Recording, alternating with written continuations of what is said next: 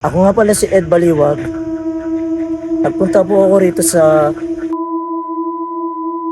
para tuklasin ang mga kababalagan dito sa lugar na ito. May naririnig ako eh. Samahan niyo ako at tuklasin ang kababalagan. Tara na po. Dito po sa lugar na to, sa kinalulugaran kong to, may naamoy akong kakaiba. Hindi ko alam kung talagang katabi lang yata ako ng CR eh. Naamoy ko yung parang amoy tae.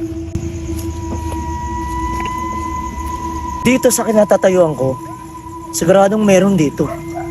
At meron talaga rito. Kasi may nararamdaman talaga ako rito.